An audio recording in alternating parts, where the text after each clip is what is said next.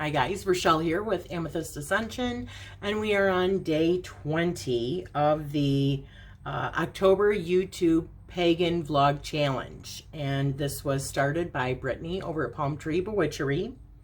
And I will put her link and the link to her webpage down below, her Facebook page, that is.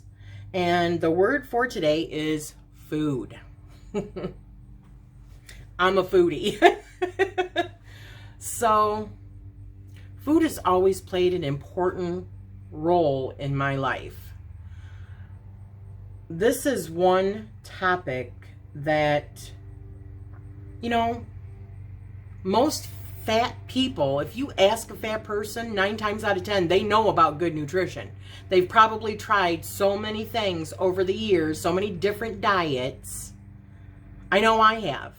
So even when I've been sent to a nutritionalist by doctors, they're not telling me anything new. I already knew it.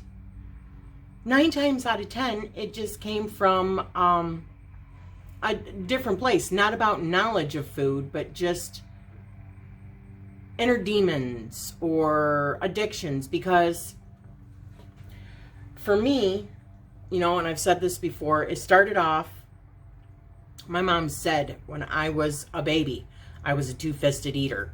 So, there are times in my life that I have thought that I was supposed to get really, really big in my life and all of the challenges that came with that because I needed to learn this lesson.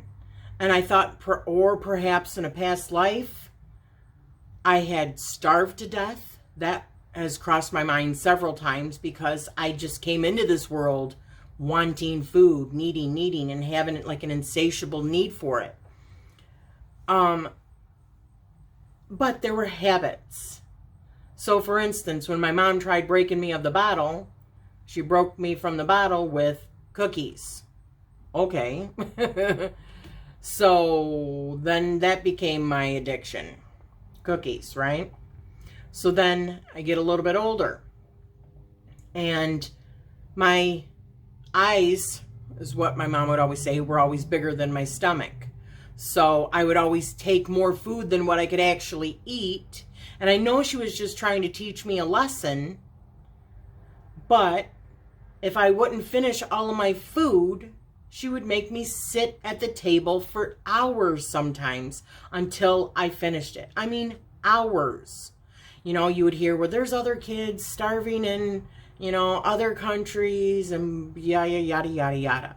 And you would think I would have just learned to stop trying to get so much. But I think that at the time I thought, oh yeah, this is going to be good, this is going to be good, this is going to be good, this is going to be good, whatever. Or I just really need more because I'm really, really hungry. But I didn't realize it was filling something else inside. And then, became this addiction to constantly eat everything that I had in front of me, even if I wasn't hungry. And that ended up expanding my belly. So, but also this need. And then I had another addiction or not addiction, but just like weird, where I would have my food on the plate and I would have I didn't like my food touching. So then I would eat one thing at a time, which is weird. And I didn't like my food to touch. I had so many hang-ups when it came to food. And then my sister, I didn't find this out until my sister was a senior in high school. Nice time to tell me, right? That I also, because I enjoyed my food so much, I would sit there and hum when I ate. So in the yearbook, when they asked the seniors, a list of questions, they asked her what was her idiosyncrasy. She said, my sister humming while she eats. Talk about embarrassing, okay? Especially because I didn't even know I did it. I'm like, I don't do that. And my mom, everyone's like, yeah, you do. So that just goes to show you, it's weird. So food, and I'm not trying to make light of other people's addictions, not at all. But because I know that they're very they can be a very social thing, like smoking cigarettes or smoking marijuana or doing other kinds of drugs or getting addicted to like painkillers when you really needed them at one point. So I'm not trying to make light of that, but food is such a hard addiction to get over until you are ready. I mean, really ready.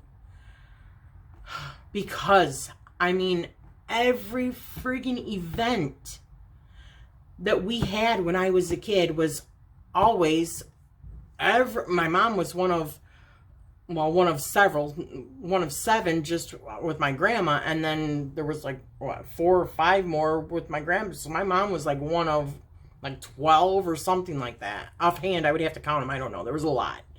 So when they would have like family, like Christmas every year, we would have to rent out a hall because of all of the people. And all of these people were bringing like passing dishes. You know, they were like potlucks. Every time we got together for everything, because the brothers and sisters, they would get around for cookouts and family. There was always so much food. Everything always revolved around food. And I'm sure many of you can relate to that. But when you already have an expanded belly because you had this addiction of always having to finish everything and this insatiable need to get more, and then on top of that, every friggin' thing having to be about food when people got together, like, what are you doing? Let's plan. What are you going to bring? The food always being the big deal. I mean, even when I went over to my girlfriend's house and I'm telling her, well, I don't eat this, I don't eat that, we had watermelon because it was really, really hard, you know, because to appease like my diet. So I just kind of say, well, don't worry about it. It's not a big deal. I'll eat when I get home. You don't have to do that. So when I say that I am finally putting myself first when it comes to food, because I even cook different meals for my family now than what I eat, you know, I do that. Instead of saying, well, I don't want to waste the money, so I'll just eat what you guys. No, I put myself first when it comes to food now. I'm done with all that. I still make bad choices sometimes, but for the most part, I make smarter choices. And I choose me over food. But I can definitely relate. If anybody has had a food addiction or anything like that, as many people will say, you know, I just want you to do better, blah, blah, blah, blah, blah. Another thing that happened, and I know this one's a little bit longer, but food, I mean, come on. It's like something that's always been a part of my life. I mean, everybody else too, but I mean to a different degree. So one of the times that I had seen my aunt, and I felt bad about this. I told my mom about this a couple of months ago. My aunt was a wonderful woman. She really was. And I know that she meant well. But when I would lose weight, or if I would gain weight, or whatever, it seemed like we would get together with family, and the first thing, and she came up to me, she goes, oh my gosh, it looks like you've lost quite a bit of weight. You look really good.